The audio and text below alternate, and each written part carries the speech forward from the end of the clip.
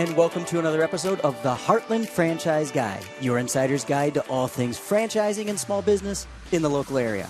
I'm Blake Martin, local small business franchise owner and your Heartland Franchise Guy. This is the place for advocacy, resources, and education on all things entrepreneurship, small business, and franchising in the local area. And by the way, it's a great place for any entrepreneur to stop by if they're just trying to learn more about the franchising industry.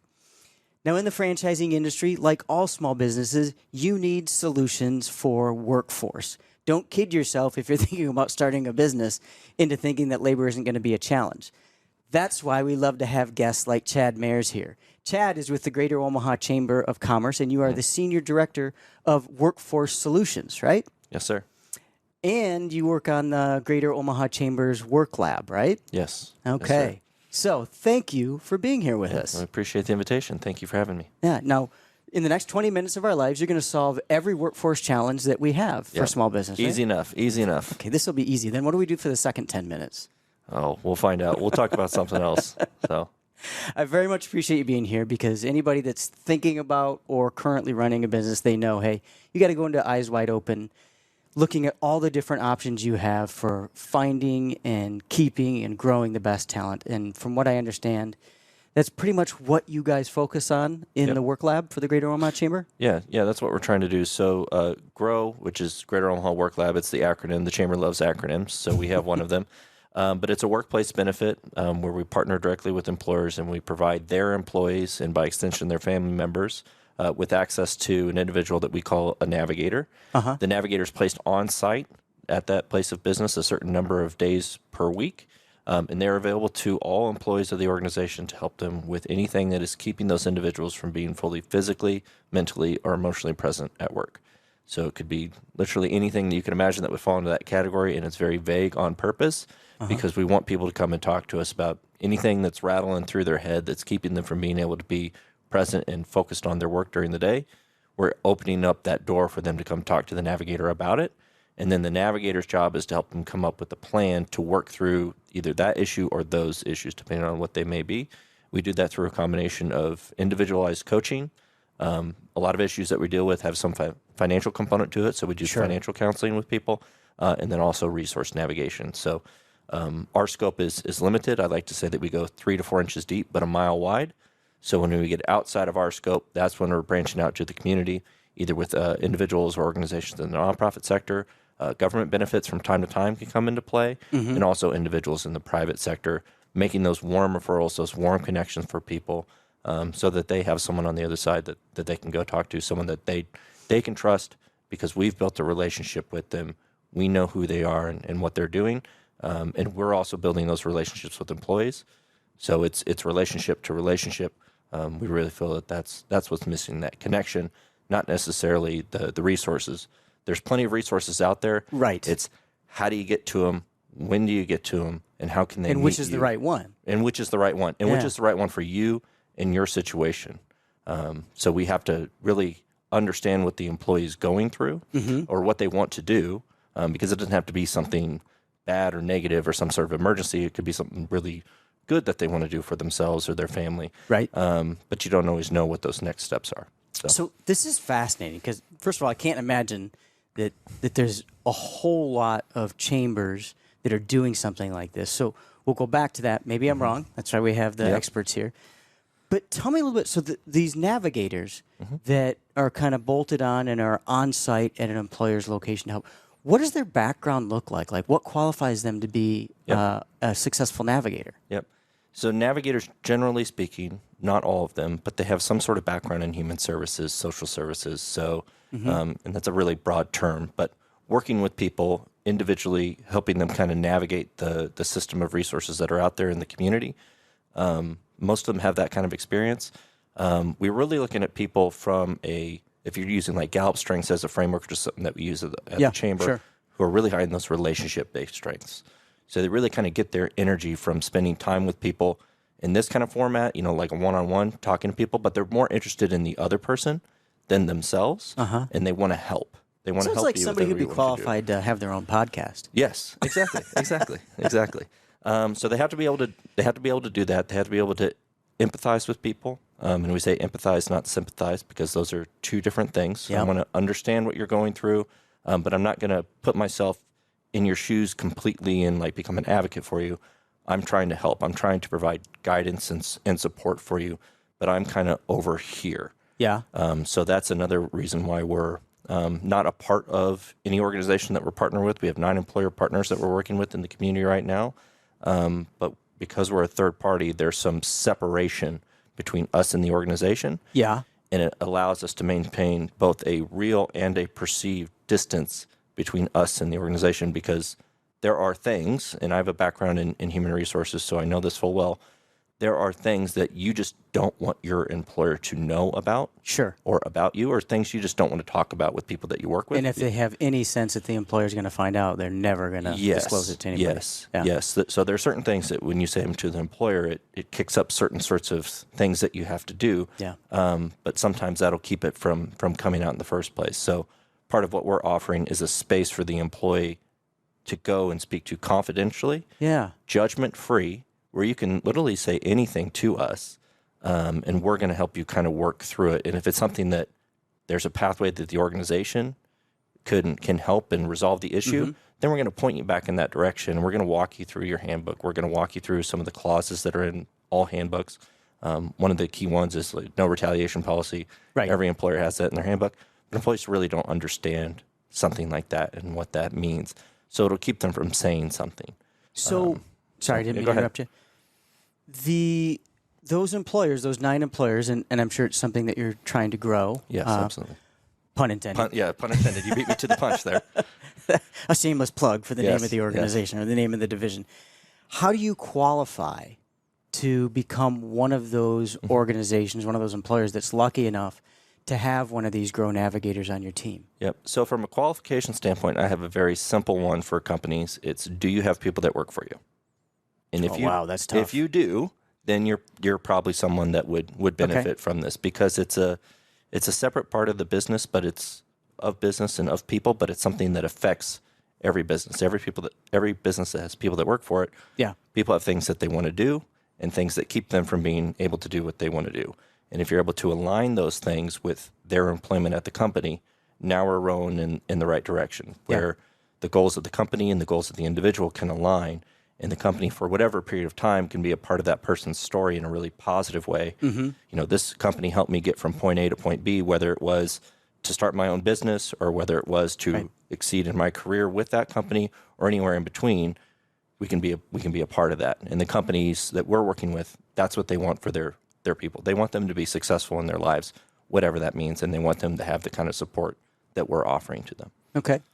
So, I mean, in a lot of ways, you guys are functioning like an EAP, an Employee Assistance Program. It's a third-party organization that the employer has endorsed, but there's a additional layer of privacy and confidentiality and some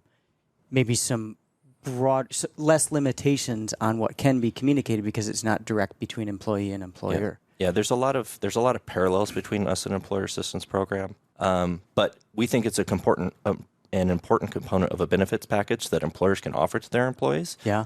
But in my opinion, an employee assistance program is something that is service-driven, not something that is much relationship-driven. So most employees that are accessing an EAP program are doing it to take advantage of the services that it provides, the main one being therapy.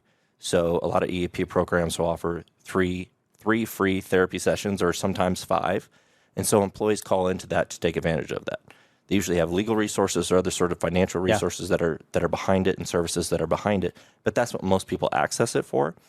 Our job is to complement that benefit or any other benefit that the employer is already offering to their employees. So if an employee comes to talk to us and we're having a conversation with them and we're kind of going down that road of therapy might be a good way for them to go, the first thing that we're going to do is talk to them about the EAP program that their employer is offering. Because it's already baked into that. It's already baked into that. It's already part of the compensation package that they've been offered. And we want them to take advantage of that because it's a resource that's out there. They might not know what it is. They might not feel comfortable picking up the phone. So we'll pick up the phone with them if they're comfortable with us doing that. We'll help them. We'll help educate them on what therapy is, also what it isn't, and what they can expect, and also how to advocate for themselves and choosing a therapist that's going to be right for them. Got it. And also, if one doesn't work out, hey, you can ask for a different one. So really, it's that education and kind of those nudges along the way to help get people to a place where they're going to access those resources that, again, are already available to them. Yeah. So. Yeah. So, what is there a cost for this? Like for Yes, these there employers? is. It Yep. can't be free. No, it is not. So that's one of the things that as we've started this work, we wanted to be in partnership with employers in the community. So we use the term employer partner to distinguish us from just being a chamber member. Mm-hmm. So not all chamber members have access to this. Yeah. But they would need to be a financial partner. So we ask them to pay the cost of what it costs to do this. So we operate underneath the Chamber's foundation. So we're a nonprofit.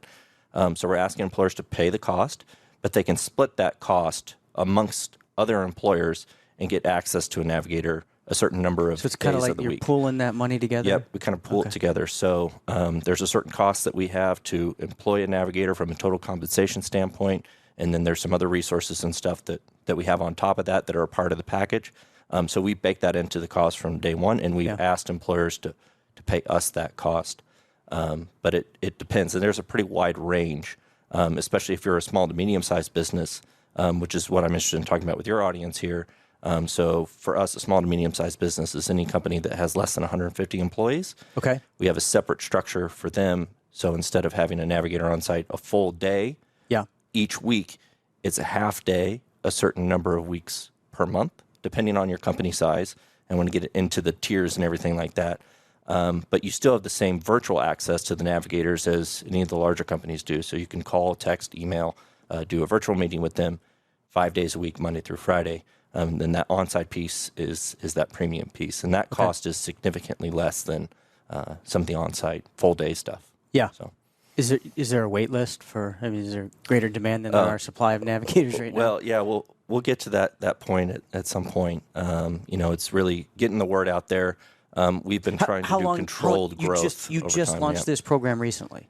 So we've been operating underneath the umbrella of the Omaha Chamber since 2019, but we've kind of had structured and controlled growth along the way. Okay. It hasn't always been up, of course, as most business owners know. Well, 2019, a lot of stuff happened in 2020 and 2021. Yes, a lot has happened in the middle of that that really affected our ability to do different things. Yeah. And again, we're an on-site model, so you can imagine with COVID being what COVID was and everyone working from home, that really changed how we had to do things, but we learned a lot from that. And also the employers learned a lot from that. So I'd say that today there's a greater understanding of the pitch that I have for what we're doing, and employers understanding that, hey, our work and our personal lives, they really do intersect in a way that they maybe didn't appreciate before. That was always there, but now that understanding and appreciation of that is really, really out there. Got it. So the commonly used services, to your point you're just making, things like therapy for the employees that are working with these navigators that are coming on site. Therapy services, maybe health-related issues, bereavement. It could be just about anything. So far this year, we've wrapped the third quarter, so I can kind of speak to this year's numbers. So we have over 900 different people that we've worked with so far this year across those 9 companies. And we have a staff of 100 6 per company, if on my average. math is doing right. Yes, on average. So we have a staff of 6 navigators that have been doing that work. Okay. So about half of those employees, we've had some sort of financial health related thing that we've worked with them on. About a third of those employees, 30%, is housing. And housing could be anything from needing rental assistance to finding an apartment, which can be difficult if you have an eviction or a criminal history or poor credit or a combination thereof, all the way up to helping someone buy a home and going through that process with them and making connections to realtors and mortgage loan originators in the community to help ease that process for them. Got it. So another 15% we've helped with, we do a lot of relationship stuff. Okay. So sometimes that's just listening. Hey, I need to talk about this situation that I have going on. Yeah. And sometimes it's that connection to, it could be marriage counseling, or it could be someone who's going through a divorce, and there's a lot of different things that are going on there. Yeah, which ties into the financial piece. Ties into the financial piece. Also, there's legal parts of that. But really, the relationships that person has all around them are going to change quite significantly over a period of time, and that's going to play out over a period of months as the divorce goes through and all those sorts of things. So a navigator can be someone for that individual to go talk to all along the way as they're going through all those different aspects of it. It's fascinating. Are there other organizations? Are there other chambers that are doing this? How did the Greater Omaha Chamber come up with this idea? So there are no other chambers across the country that are doing this, but it's a model that was started first in Grand Rapids, Michigan, first by a company. My hometown. Oh, really? Well, there we go. So first by a company called Cascade Engineering, where they had a partnership. This was back in the late 20th century, the late 1990s. But they had a partnership with the Department of Health and Human Services, and then some other businesses caught wind of that, and they started their own nonprofit called The Source, which kind of has this model that we've adopted, and they actually just celebrated their 20th anniversary this past month. Yeah. So it's this private resource navigator model where the navigators partner directly with businesses and can help anyone. So we learned about that, and then I was in a former role. I was working with Coca-Cola as their HR director here in town, and I was super involved with workforce development and in some different nonprofit initiatives. Yeah. And really saw this gap that existed between where the community kind of helps people get to the job, and then employers can do some things, but not really get in there with folks. So as an example of that, if I had an employee come in and ask me for a 401k loan, I might ask them why or what for. It's really none of my business at the end of the day. Or they might share that with me. So say, the water heater went out in the basement and I don't have the $1,500 that I need to fix it. So I'm going to get the money from my 401k to do that. Well, my job as the HR director is not to, sit down and do a budget with them. It's here's the paperwork. Here's the parameters. Here's what the interest rate is going to be if you do this. Here's, some things to think about. If you want to talk about it more, I might, refer you to our plan advisor. But that's really where it stops. Yeah. But really, that employee has a full-time job. They're in that position for a reason. They could really use someone to sit down and go over their household budget with them, talk about those things. But there's also resources that are out there and available in the community for things like that, whether it's, a direct resource to help with those sorts of things, or whether it's a loan product that could be out there through a nonprofit or something like that, where they don't have to dip into their 401k. Yeah. So pay the penalties. I wouldn't know those things as an HR director. It's way too much information for me to try to keep track of. But that's the space that the navigator creates, where an employee wouldn't even have to come talk to me about getting a 401k loan. They could go talk to the navigator about the situation first. Yeah. Walk through what's going on. The navigator could start to look into some things for them. They might come up with an answer that would keep them from coming to my door in the first place, and they don't have to think about, dipping into their 401k or something like that. Right. So, businesses really don't have that built-in thing. And again, as I mentioned before, it's not a space that employees feel comfortable going to talk to people that they work with. Sure, and you would know that with your background as a HR professional. Yes. So there's the things that you hear about, which is probably this amount of the total amount of things. But because of those relationships and the way that the dynamics work, there's probably this much more going on. And that's what we've experienced doing this work that we do. So Greater Omaha Chamber covers a 8-county area. Yes. Right? So if you're a chamber member and you have an interest in that, then they'll know where to go or who to ask for, right? They want to talk to somebody within the GROW program. Yeah, absolutely. Probably specifically you. Yep. How do people get a hold of the Greater Omaha Chamber of Commerce? So specifically to find out more about what we do, you can go to omahachamber.org/grow, and that'll take you to our landing page. My contact information is there. Okay. Otherwise, you can just go to omahachamber.org and you can kind of navigate through that way. But that's usually the best way to find us. You can also find us on LinkedIn, on Facebook, and on Twitter. Yeah. And then if people still have a phone book, they could find us that way. But wait, a what? A phone book. Yeah. Oh yeah. Okay. Yellow Pages. So, but we're not hiding. We're easy to find. So I'm going to go out on a limb here, and we can cut this out if you don't want to answer this question. For listeners who are outside of this metro area, but they're interested in talking to you about, could we create something like this in our market? Would you be opposed to getting outreach from those folks? Not at all. Okay. Not at all. So I actually just they had go through the same process to get in I touch just had with a you. conversation yesterday with another chamber in another state. And our team, we're working with people locally, and that's the majority of who we're working with. But some of the companies that we're working with, they have employees that are across the country. Yeah. So we've been supporting people in, I think, 40 of the 50 states.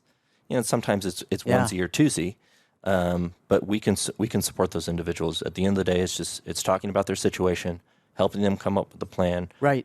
We can get to the resources probably quicker than they can, even though we don't live there, because we kind of know about a process to find those sorts of things. But we can support people anywhere. Yeah, that's a good point. I mean, you're already operating as a national organization because you're working with organizations that have people all over the place. Yep, absolutely. Especially in this gig economy, right? The virtual employee world. Yep. So. Phone call, a text message, or a virtual meeting away, and you can connect with anyone just about anywhere. So, Chad, this is fascinating. I really appreciate you coming in here. I know we're going to have to wrap up here quickly, but anything else that you think people should know about this program that we haven't covered yet?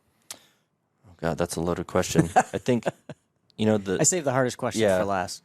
The main thing for me, I mean, and the reason why we wanted to do this work, really, in my background, not only working in HR, but I was also working as a supervisor. And at one point in time, I was a frontline employee. Mm-hmm. It's really creating the space that didn't exist within companies, to have someone to go talk to about whatever it is that's there. So there's really nothing else like this that does it in this way, in this relational way, where we can talk to people.